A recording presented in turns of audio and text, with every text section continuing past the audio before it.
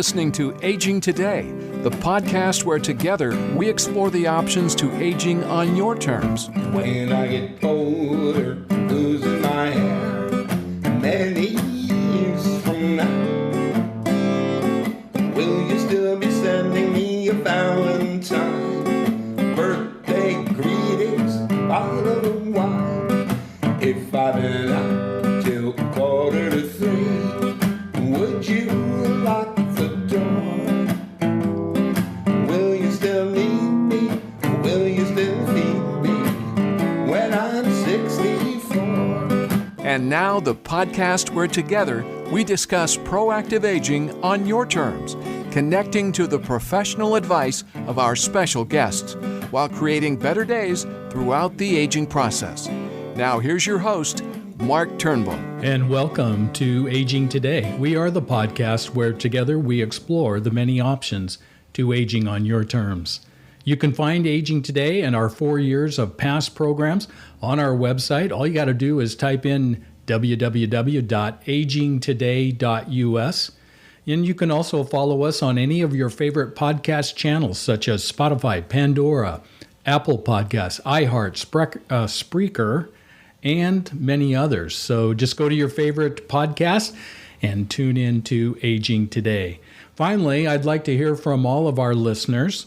And if you have any of those aging questions that you've been dying to ask for, no pun intended there. But we also want you to know that many of the experts that come on and are guests of ours, they're invited mainly because some of our listening audience would like to hear from them. So if you have an expert on the aging status, then email me at mark@agingtoday.us. And all you got to do is just let us know. Give us your questions, give us your guests that you'd like to hear from, and we'll put them on the air. Well, we are going to be talking about one of my favorite topics, and I'm sure it's one of your favorite topics. Who doesn't like music? I don't think anybody doesn't like music. So we're going to be talking with Alexis Baker, and Alexis is the founder, the owner. She's a music therapist from Bridgetown Music Therapy. Alexis, welcome to Aging Today. Thank you so much, Mark. It's great to be with you today. Yeah, I'm looking forward to it. And this is going to be kind of a fun podcast because not only we're going to talk about music as therapy, but we're also going to be playing. We're going to hear your voice, and our listening audience is going to be able to experience, what you do for a living. Yep. I'm going to share a couple snippets of songs and different experiences. Yeah, so tell us a little bit about yourself. I always like our guests to get to know you personally, and what led you into becoming a music therapist? Well, I've always loved music, and I've always loved helping people also. And in high school, when I was starting to think about what I wanted to do for work, I learned about music therapy. I overheard someone mention it, and it just caught my attention immediately. So I started looking into it, really just Googling it and finding out more about it. And I discovered it's an actual field and profession a person can go into and become a music therapist. And then I started looking up music therapy programs that I could go to become a music therapist. And it just really clicked right away. I really love the intersection of using music and working with people to help better their lives, help improve different areas of their lives through the use of music. Now, obviously, you have a voice and you've got some music background. Did you study music in college? I did. I started at a community college and took the beginning basic theory classes and foundational music, and then I transferred to Marylhurst University in Lake Oswego and attended their music therapy program and earned a bachelor degree in music therapy, and then became board certified through the National board certification. Yeah. So tell us a little bit about what does it take to become a music therapist? That's a great question. It's a lot more involved than most people think. So minimum, it's a 4-year bachelor degree. And in that time, you take music theory, foundational music classes, get your whole music background. And then you're also studying different instruments to become proficient in them. And then you're taking psychology courses, and then you're taking the practice of therapy type of classes to learn to be a therapist and acquire those skills. And then once you finish all the coursework, there's a minimum 6-month full-time internship. So it's kind of a bachelor degree plus. Yeah. You don't just finish and you're done. You got to actually put it all into practice for 6 months under supervisors and all of that. So it's essentially taking just a very natural talent and then finding an application for it and taking music and introducing it to other people for therapy. And when you use that word therapy, what does that mean? Yeah, so well, just to really quickly explain what music therapy is, because that's a common question I get too. Music therapy involves the use of music activities, which we call therapeutic music experiences, and they're very intentional, very planned out and purposeful.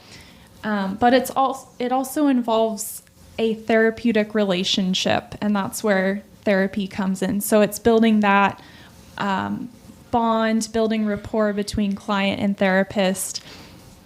So it's a combination of using music, a board-certified music therapist using music-based activities to address various needs and challenges of a group or individual. Yeah. And how long have you been doing it? How long have you been practicing the art of music therapy? This month is 8 years. Nicely done. Yeah.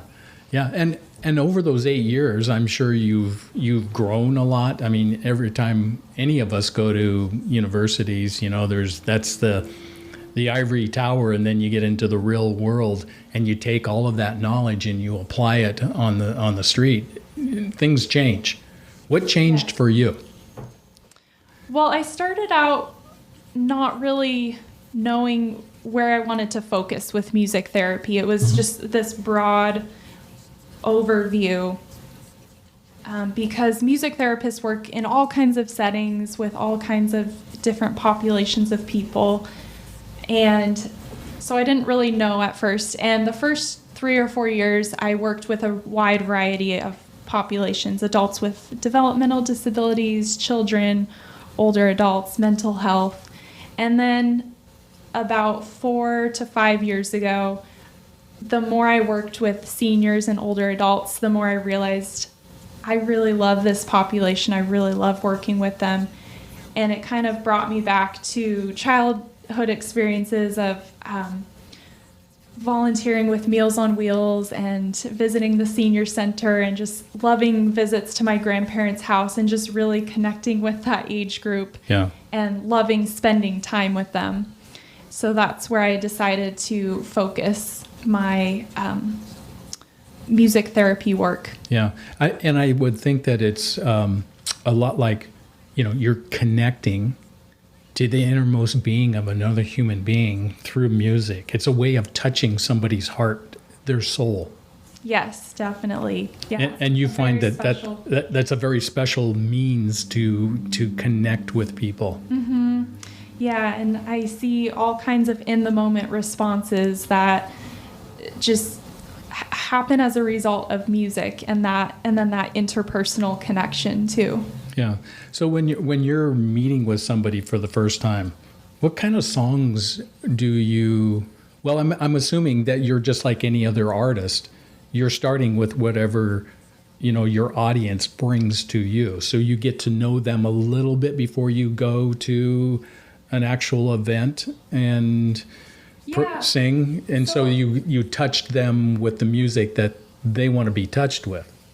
Yeah, so before a first session, I try to find out as much about them as I can, and there might be a phone call or a consultation that happens beforehand, but oftentimes I do a trial session where I'm just going in for the first time, and it's really all about feeling them out. I ask a lot of questions like, what kind of music do you enjoy? What's your favorite song? What kind of style of music do you enjoy? And just getting to know them, and then bringing kind of fan favorite songs, like songs that are really well known, really familiar and well loved by the older generations. So you dive into the generational songs that they grew up with, so that there's some kind of a connection. Yes, because as a general rule of thumb, music that is most impactful and people resonate the most with is music from a person's childhood and then their teens, 20s, and 30s. That's the music they kind of grab onto and hold onto for the rest of their lives. So if I'm going to see an 80-year-old, then in my mind, I'm like, okay, that goes back to about the 60s. They probably like music from the 60s. Uh-huh. Yeah, and then 90-year-olds, maybe the 50s or the 40s. Yes, and that's interesting because then you get into songs that their parents sang, which goes back to the 20s, 30s, and 40s. So sometimes it's like 100-year span of music. So let's do this. Let's sing a song. Sure. And let's do a hello song. If you were addressing a group right out of the barrel and you were sitting down with them, what song would you choose? Well, there's a few I kind of rotate through, and but if it's a morning session, I have this song called Good Morning. It's based off of Good Morning from the musical Singing in the Rain. So I'll play a little bit of that. Okay. And then I actually can just go right into another song from a musical called Oh, What a Beautiful Morning. So these are two great morning session songs. All right, Alexis Baker. Good morning, good morning.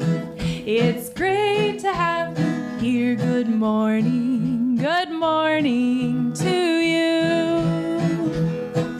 Good morning to Mark. It's great to have you here. Good morning to you. Yeah, so singing to each person by name. I tend to work with a lot of groups in care communities, and then just checking in with them, asking how they're doing today. That's kind of the purpose of a greeting or hello song, to establish the group and draw attention to each person there. I would think that would be extremely important, to connect at that personal level instead of it just being a concert. You're not putting on a concert as a musical therapist. You're actually engaging them and getting them to sing along with you. Absolutely. It's all about engaging them in the music. It's not entertainment focused. It's not teaching focused. The purpose isn't for them to learn a musical instrument or learn to sing. It's to just get them to sing. Doesn't matter how they sound. Doesn't matter how they play an instrument or move to the music. Yeah, I think that one of the things that made it so special for me, was that when you were singing Good Morning, and then you added my name, and it was a nice little touch, because what that did was that brought me into it, and how special, our seniors feel when just anybody, when you use their name, they'll respond. Mm-hmm. Yeah, it's a really special moment for them to be recognized as an individual, and I usually get the whole group singing to each person by name, so that it's not just an individual thing, it's a group thing as well. All right. And then you're going to do Oklahoma, right? Yes. All right. What a Beautiful Morning. Oh, that's such a great movie. One of the cool things is, do you take like this song and then sing it and then ask people of their memories of the musical? Or do you engage in that type of a dialogue with people? I do. It's not just about doing music the whole time. It's about building a relationship with them. So I ask all kinds of questions throughout the session. Sometimes it's, was that song familiar to you? Or what did you think of that song? Or does that song bring back any memories for you? One thing I did recently with this song was we sang it, and then I asked, what makes your day beautiful for you? And then we went around the circle, and they each shared something like being here, or all my friends and family, just like really special things that were unique to them and where they were at that day. Okay, well, Oklahoma. There's a bright golden haze on the meadow. There's a bright golden haze on the meadow. The corn is as high as an elephant's eye, and it looks like it's climbing clear up to the sky. Oh, what a beautiful morning. Oh, what a beautiful day. I got a wonderful feeling. Everything's going my way. All the sounds of the earth are like music. All the sounds of the earth are like music. The breeze is so busy it don't miss a tree. But an old weeping willow is laughing at me. Oh, what a beautiful morning. Oh, what a beautiful day. I got a wonderful feeling. Everything's going my way. Oh, what a beautiful day. You know, what struck me when you were singing is your role as a music therapist for me as the listener, the audience, and participant audience, is that you're a connector. You are connecting with me personally. And then the other part that I was thinking is you're a transporter. You were transporting me as I was listening to that music, and I'm sure our listening audience was thinking the same thing, because music has a way of putting a stopgap, or it's a label in our past, in our history. I don't know if that's the right way to say it. And that's what I was thinking. I remember watching with my mom and dad and my siblings, Oklahoma, and that song being played as we were sitting around the table, or the TV. I love that. Yeah, that's a great way to put it. Music can transport us back to a time in our life. It can just bring up old memories and bring us back to a special time, all kinds of things. Yeah, and I was, as I was thinking of that, my next question to you was, well, what does music do for us? Why is music so important? And we answered that right there. It's a connector and a transporter. What else does music do for us, and why is music such a powerful, force in our lives? Yeah, well, music is so unique. It's powerful in a lot of ways. Music can affect all areas of the brain. So it connects with our mental and emotional side, but at the brain level, it's a natural motivator. So the rhythm can get our bodies moving. It can trigger memories. We relate to the lyrics and words of a song, and that triggers the speech and language centers of our brain. So using music to target different areas. If you look at, there's 5 dimensions of wellness that are generally recognized, and that's physical, mental, emotional, social, and spiritual. So music connects with all of those and affects them in so many different ways. And that's that's why music is powerful and why it can be used therapeutically. Yeah. Do you find that it's a little different when you're maybe you're practicing your art with somebody one-on-one as opposed to a group? What are the dynamics and how do they change? Oh yes, it's much different working in a one-to-one setting because all of the focus and attention is on that one person, and you can really tailor the session specifically to them. Whereas in a group, there's all kinds of considerations. You may have age differences, you may have musical preference differences. So just taking all of that into account. And then with seniors and older adults, you also need to take into account their cognitive abilities, their physical abilities. So, but also with a group, there's much more opportunity for social connection, social interaction among the group members. So when you're approaching a group, let's say you go to a community, a long-term care community of some kind, whether it's independent or assisted living or memory care, and I'm assuming you touch on all of those types of communities, correct? Yes. Yeah. Yep. And, as well as the individual. Yep.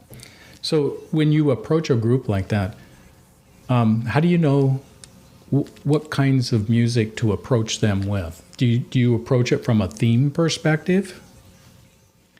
I kind of start with a general approach, and if that doesn't work the first time, then I know. But like I mentioned earlier, there's well-known, familiar, well-loved songs that work most of the time. So I kind of go in with those. So the generalists. And then do you also take into consideration times of the year? So you got the holidays. So you got your repertoire of holiday songs, and then you've got your veteran songs. Because patriotic tunes. Yeah, patriotism is a lot. It's one of those topics that's very important to that age group, that 80 to 90-year-old age group, as opposed to, the 20-year-olds of today. Yeah, and there's a lot of veterans in those assisted living memory care facilities.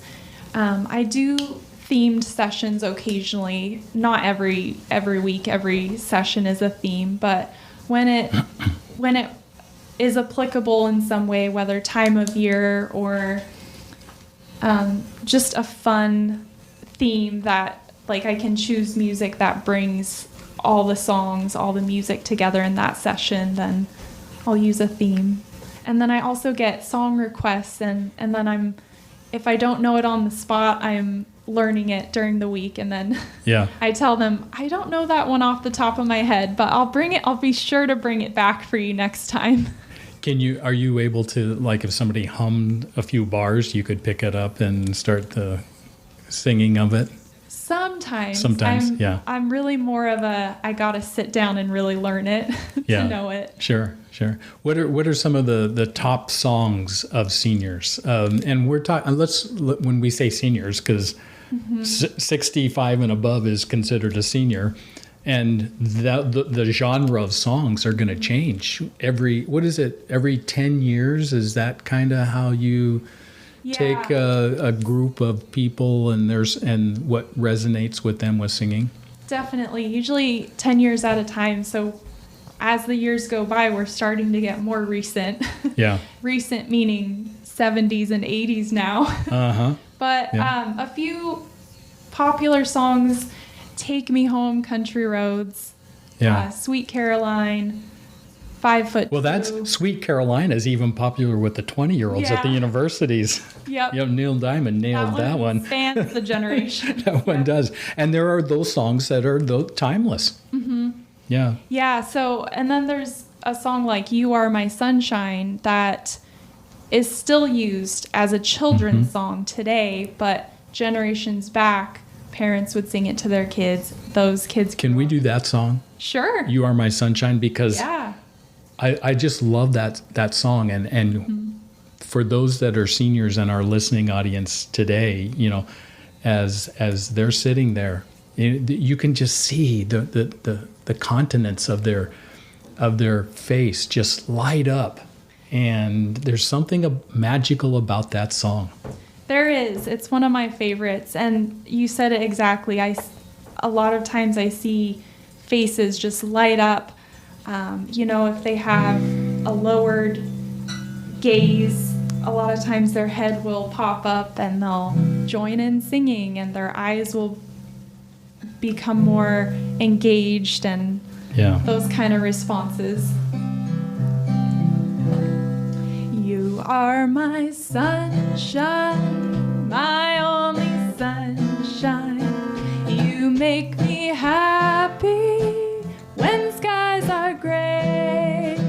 You'll never know, dear, how much I love you. Please don't take my sunshine away. The other night, dear, as I lay sleeping, I dreamt I held you in my arms. When I awoke, dear, I was mistaken. So I hung my head and I cried. You are my sunshine, my only sunshine. You make me happy when skies are gray. You'll never know, dear, how much I love you. Please don't take my sunshine away. Oh, please don't take my sunshine away. Talk a little bit about that song. And you had mentioned it prior to singing it, and I've seen this over and over again with seniors. That's, there's that emptiness when you first get there, and they're got their heads down, like you were explaining. And when you start singing, their heads pop up, and then they start tapping their feet. Then they'll start tapping their legs with their hands.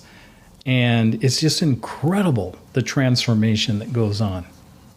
Yeah, so it's the power of music. Like, music is very engaging, and I don't know what it is exactly going on in that person's head, what is causing it, other than what I know about how music affects the brain, because I don't know their past memories, their personal life. But it's a well-known song, and I'm sure it goes back to some point in their life, and it just draws them out. It is something that breaks up the monotony of the day. It's something it's a song they know that they can join in singing. The rhythm's easy to join in with some toe tapping, hand clapping, whatever it is. Yeah. I think the other theme or the other topic that is so important to our seniors, and when I'm talking about a particular group of seniors, 85 and up, is patriotism. Is there one particular song that you hear requested over and over again? Is there anything that stands out? Not one particular song. Sometimes I'll get requests for particular branches of the military, that song. Those I don't know off the top of my head. Yeah. Or sometimes if I don't know it, I always bring a portable speaker, and I'll just pull it up on my phone and play it, and we can listen to it together, and then that can spark conversation. Yeah. Yeah, I think those are all. I think one that I've seen over and over again is America the Beautiful. Yeah. Yeah. God bless America. Yeah. America the Beautiful.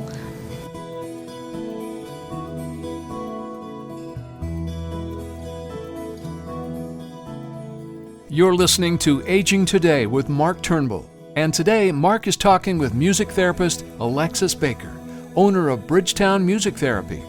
We'll take a quick break and hear more of this discussion in just a moment. Sometimes I'd like to smack old age right in the kisser. Ow! Oh yeah, still got those moves. I will be fabulous. Comfort Care can help with as much or as little home care as you need.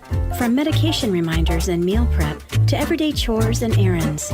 Let us create your personalized care plan and find the perfect caregiver match so you can live your best life possible. Call Comfort Care at 503-636-0417. A Did You Know moment from Comfort Care Home Care of West Lynn. Did you know there are only 9,000 board-certified music therapists in the U.S.? Music has been used for therapeutic purposes since early human history.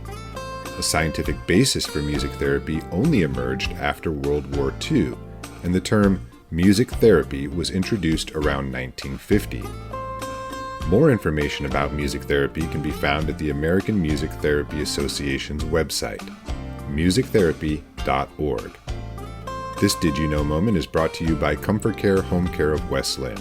Call today, 503-636-0417.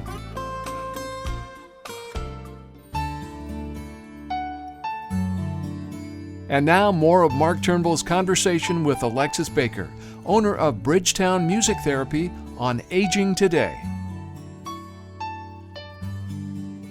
What's at the heart of those songs that touches people's lives so immensely? Well, America the Beautiful talks about the beauty of our country, as the name says.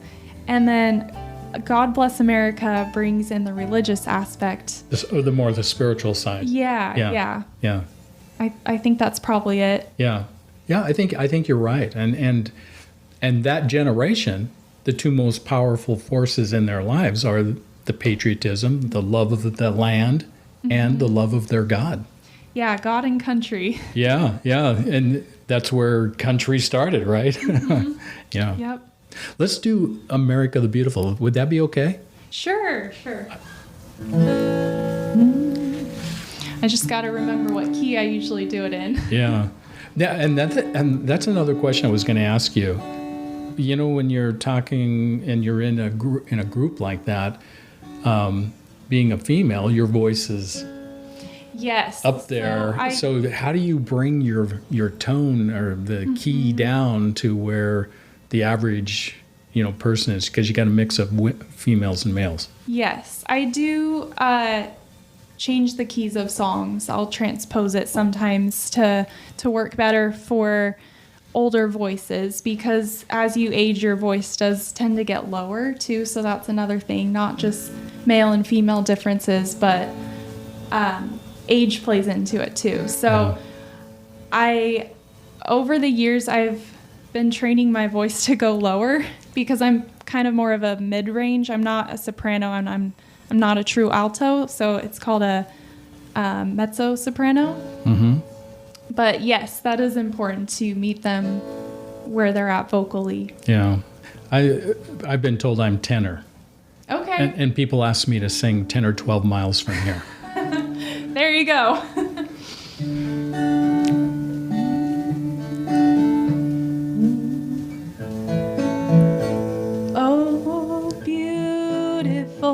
For spacious skies, for amber waves of grain, for purple mountain majesties above the fruited plain. America, God shed His grace on thee.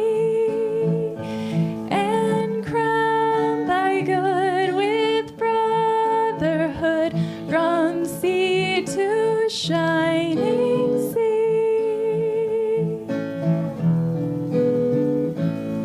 All right. So I sang that much higher than I would in a group. With a group. Yeah. Well, it sounded great. And thank you. Any tone or any key is good enough for me. So I just love listening to music. It's such a powerful force. Yeah. We all relate to music in some way. Yeah. I've got my headphones on when I'm around the house bouncing around, and the Bluetooth is amazing. I love that. It gives you more freedom and then you get to hear all of the pieces of the instruments coming out and the voice coming out. It's incredible, the technology that we have today. Yes, absolutely. And then, so let's talk a little bit about your company. And the name of your company is Bridgetown Music Therapy, and you started about 8 years ago? So I started it late 2016, early 2017. So previous to that, I had been working for another company. That was my first 3 years or so professional experience. And then I decided to start my own. Go out on your own. Yeah. Good job. Yeah. And just a little about the name. Bridgetown is location-based. Portland is one of its nicknames is the city of bridges. Yeah. But it's also this kind of metaphor for music, that a bridge is something that connects and supports. And that's what music is also. It connects us to each other and to different goals that we're working on and how we can improve our lives. And it supports us. Yeah. Now, when you started this company, the idea was to physically go into people's homes and also groups, correct? Yes. So in-person services, both groups and individuals. However, I ended up mostly serving groups of residents in adult foster care homes, memory care, assisted living, couple independent living facilities. I did have a couple of individual clients. So the idea is that I set up a contract with them, decide on a frequency of visits per month, typically once a week or twice a month. And then I drive to them, do an hour-long session with the residents, and then see them the next time. Okay. And then for long-term care communities of various times, whether they're independent, assisted living, or memory care communities, do you contract also with them to go in on a regular basis and perform your art and draw, people into the music of their mind and their soul? Yep, the idea is for it to be regular and ongoing. Yeah. And then, so along came COVID. Yes. And, when you started, it sounds like when you started your business, this was one-to-one. This was eyeball to eyeball. This was human touch. And music, there's nothing better, if you really enjoy music, there's nothing better than going to an actual concert. I mean, if I had to choice between, listening to music on the radio or on a podcast or whatever, or going to a concert, I'll pick a concert every time. Yeah, and with music therapy, the person-to-person contact and interaction is so powerful and such an important piece of it. So that was my focus, and I had about 20 different communities I was contracting with in the Portland area, driving around to all of them, and that was my work. Yeah. And then COVID comes along. Yes. So all of my contracts were canceled within the span of about 2 weeks. Ouch. Yeah. It was tough. But as a independent contractor, I was considered an outside vendor. So they had to cut all of their outside vendors and volunteers coming in from the outside in an effort to just protect their residents, and totally understood that. But there went my business. So I kind of went into panic mode and just started talking with other music therapists. What are you doing right now? And took a course on telehealth, basically telemusic therapy. And most music therapists at that time went online, went on Zoom. Yeah. But Zoom has, there's other platforms too, but I just say Zoom because it's common. It has its own challenges with the lag in connection, and doing music over that medium is tough to do it in sync with each other, and then the challenges with the older generation and technology, them not always understanding that it was a person on the other end. So things like that. So I did try sessions over Zoom with a couple of communities. With one, I even did sessions over the phone. So it was audio only, but it was just a way to connect with the residents. And then I also started doing outdoor music therapy, showing up in the backyard and on the patio, and just the residents were inside, trying to continue serving them in any way I could. And then none of it was really panning out. So I began talking with my husband, and he's a professional videographer. So we decided to put our skills together and create this online music program that I'm not calling music therapy, because it's pre-recorded videos, so it's not in the moment, and it is not the person-to-person interaction. However, it's still using music to benefit individuals and groups. So I've basically taken my 8 years of experience and put it in video format. And, I interact with the camera like they're right there in front of me. And I call them video classes. The whole video class is, I'm encouraging them to sing with me and join in with me. And so it's really... Can you see your audience when you're doing this, and they can see you? No, so it's not a Zoom session where it's... Oh, not a live. Oh, yeah, you said that it was recorded. Yeah. Pre-recorded. Gotcha. Yep. So basically, it's designed as a tool for caregivers, for communities, for adult foster care, for them to have a ready-to-go, high-quality activity. They can just push play, basically. And it's like a subscription-type model where when they sign up, they get access to the member area where all the videos are. And then we release a new one every Monday, so there's always new content rotating through. And very similar to in-person sessions, we do a lot of singing, we do movement to music, we always end with music and relaxation, and then they can always play instruments along with the singing section of it. So the focus is really on using music to engage and enrich and improve the quality of their lives. So you had mentioned that there was breathing exercises. Talk a little bit about that and how you utilize breathing exercises into the session. Yeah, so deep breathing, intentional breathing is so important, and it's so basic. It's so simple, we often forget to do it, but it's such a powerful tool because deep breathing helps get more oxygen to the brain, so it can help lower blood pressure and heart rate.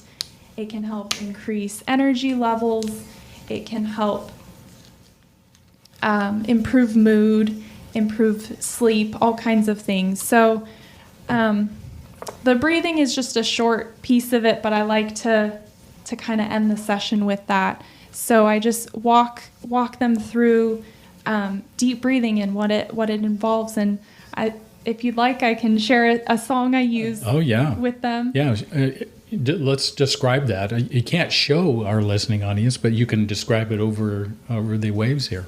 Yeah, so one song I use... But go ahead. I'd be delighted to learn how you do this. Sure. One song I use often is a breathing song called Breathing In, Breathing Out, and that's the one I'll play.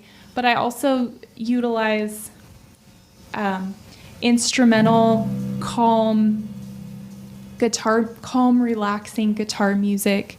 My guitar is my go-to instrument, and it's just kind of easiest to play in front of a camera. So just kind of talking them through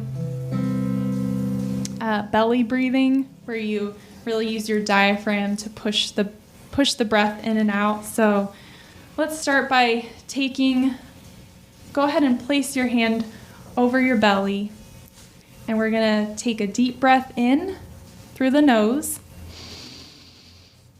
and you'll feel your belly expand with that breath, and then let that breath out.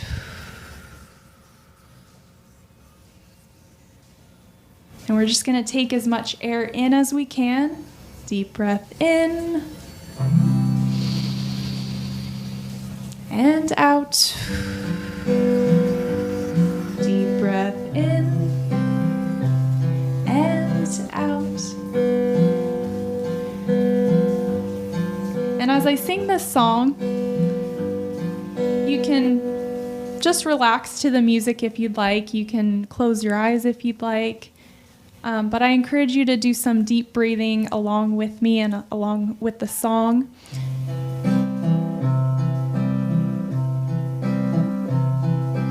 Breathing in, breathing out. That's what life is all about.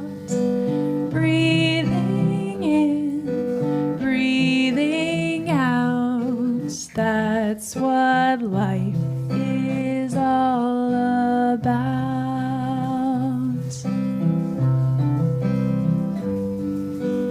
Breathing in, breathing out. That's what life is all about. Breathing in, breathing out. That's what life is all about.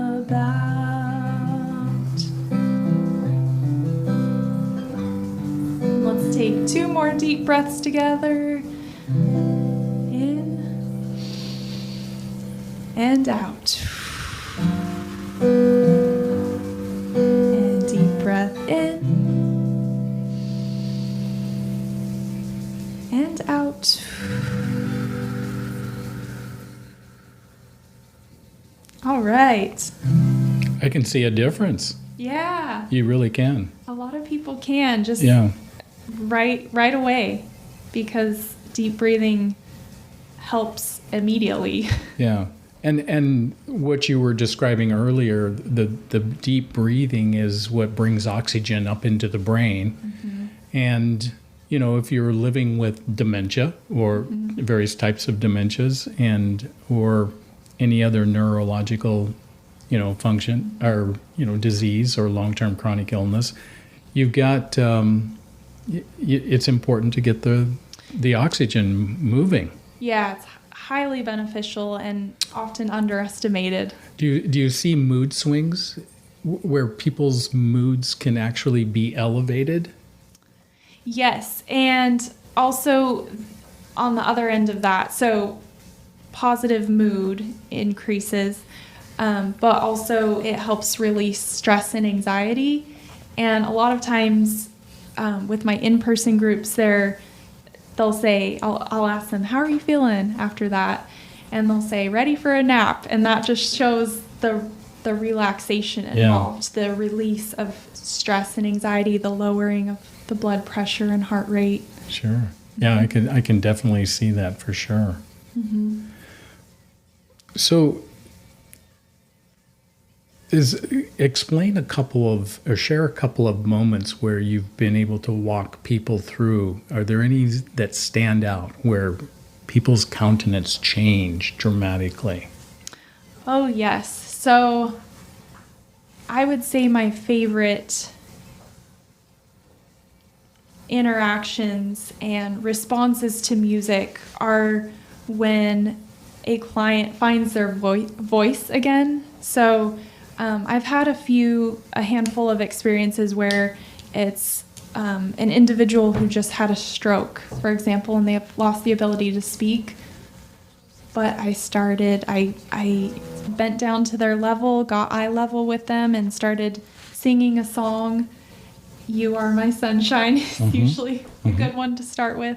And this one in particular I'm thinking of, she started singing with me, and the staff around her were just like, their jaws dropped, and they were just in amazement, like, she can't speak, but she can sing.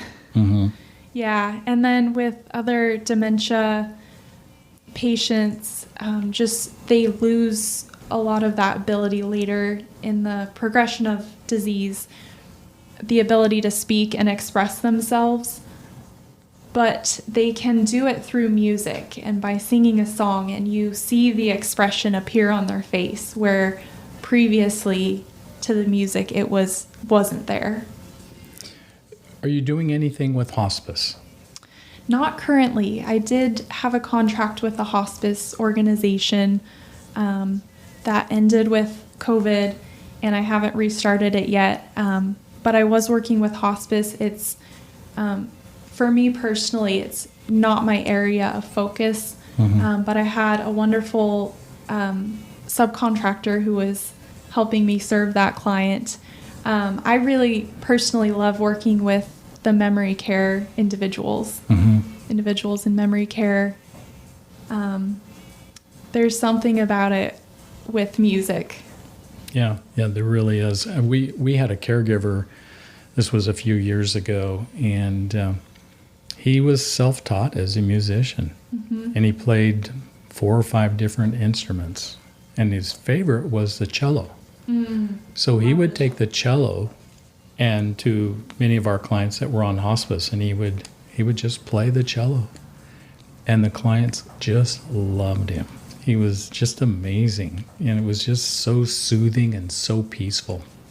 Yeah, that's beautiful. Hospice is a really unique setting because you're mostly working individually, and you really meet them there in that moment of vulnerability. And well, it's a different rhythm. It's a little more, I don't know if somber is the right term. You can help me out with the verbiage with music, but it's more meditative maybe. Yes. When you're in that hospice state of coming to grips with the end. Yeah, and it also depends on the individual and where they are in the moment, because it can be sorrowful but also joyful too. Yeah, peaceful, restful. Peaceful. Yeah, that's what I was thinking more of, the type of music and the instrument. A lot of times the instruments, there's some instruments that are better suited for different kind of scenarios. Yeah, cello, I love cello, and then harp is also commonly used. Yeah. And do you have you done anything like with music and with pet therapy, combining those two? I have never done that yet. That might be kind of interesting. Yeah, I did have an individual client who was receiving pet therapy and music therapy, not conjoined, but yeah.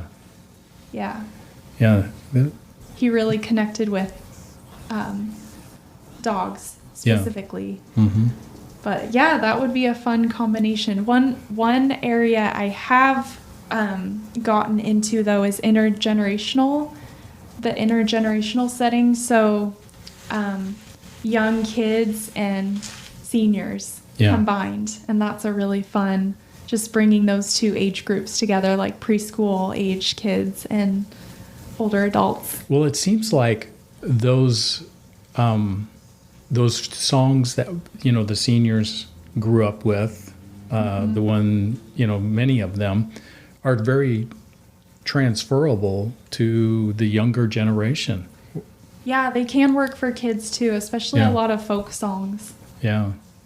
Bicycle Built for Two was always something that is one of those intergenerational songs. Yeah, that's a fun one. Yeah. Yeah. And there's so many of them out there. Let Me Call You Sweetheart. Yeah. Yeah, those go back to 5'2", Eyes of Blue. Those go back to the early 1900s, but they've been around so long, they just get passed from generation to generation. Yeah, it's interesting. Did you ever study that in when you went to college, and why those songs were so passable? Well, I had a couple of music history courses, but it was more of a broad overview. I think it was just the generations that it was common for them to gather like in the living room and listen to the radio together, or gather around the piano and sing together. It was much more common in older generations, so music was more prevalent in that way. Well, one of the things that, as we've been talking today and discussing, and how your business has evolved and sharing, the gifts and the talents that you have with others, is that pre-COVID, it was very concentric or centered on individuals and live, and then COVID comes around, but it actually, the silver lining in the COVID experience has been that your business is now open to the world and beyond the borders of just Portland, Oregon. Yeah, that's been very unexpected.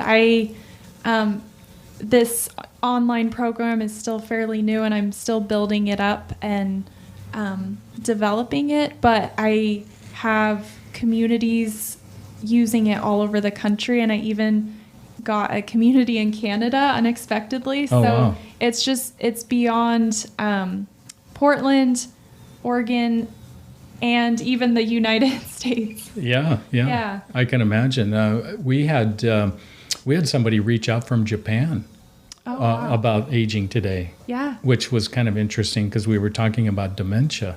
And they didn't have all the resources at this particular community, and so they reached out, and we were able to connect them with the special guests on our show, and it was really kind of fun to be able to do that and to have that kind of an impact cross-culturally. That's great. I connected with someone recently in the UK, and she was just telling me about the care and resources they have there, and how they're just not the same as the ones we have access to in the U.S. Yeah, and we get to share that with the world, and the world can share back. It's a two-way street, and it's really fun to be able to do that. I was also thinking of, when you've got various people from all over the world, and in particular the United States, how that can open up to your business practices.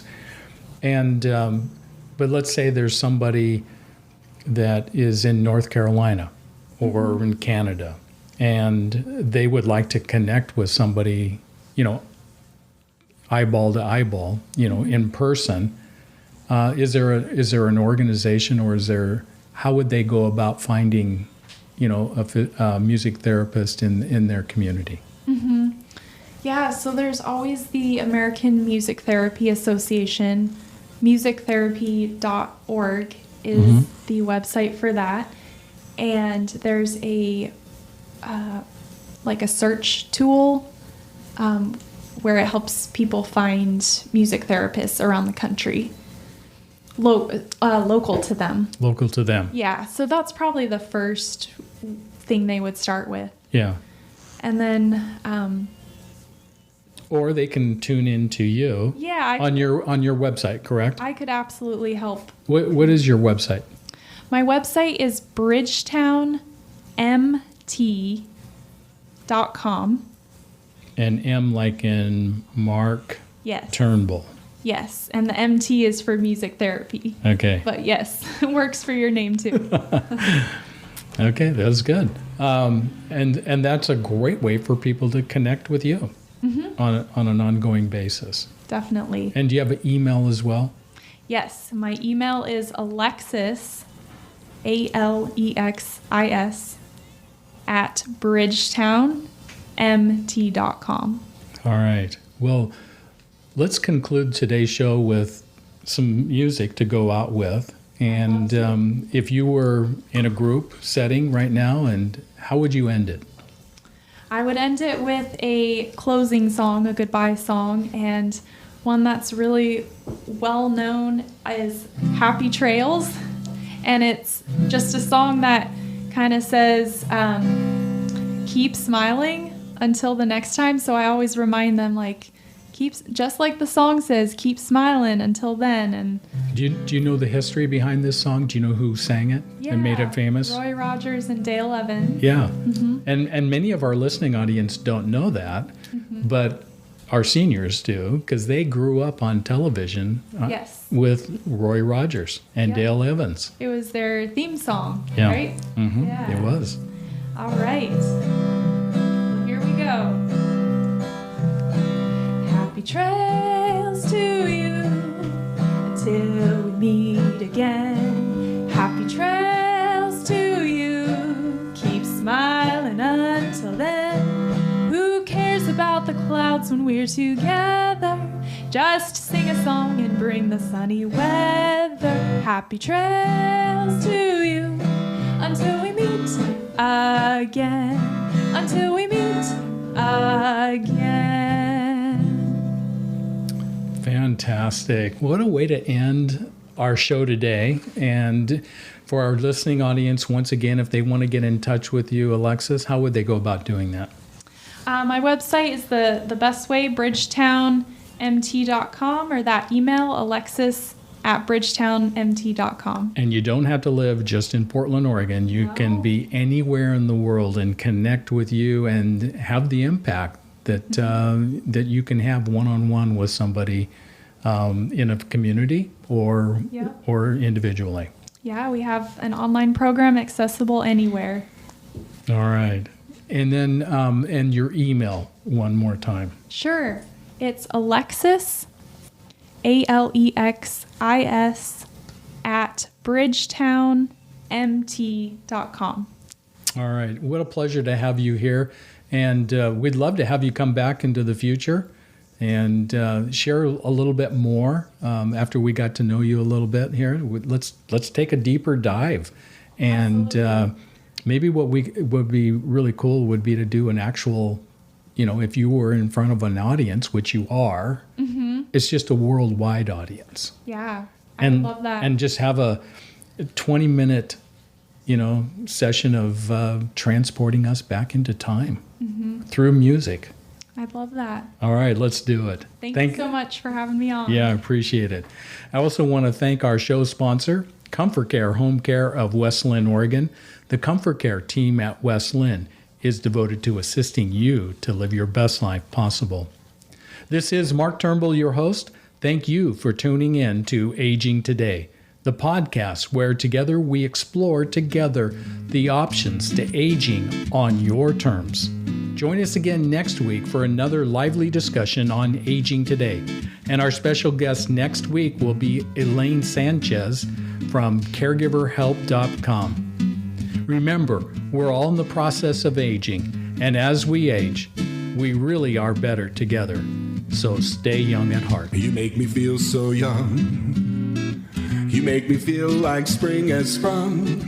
And every time I see your face, I'm such a happy individual.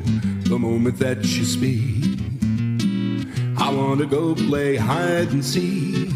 I want to go and bounce the moon just like a toy balloon. Well, you and I are just like a couple of tots running across the meadow, picking up lots of forget-me-nots. So you made me feel so young.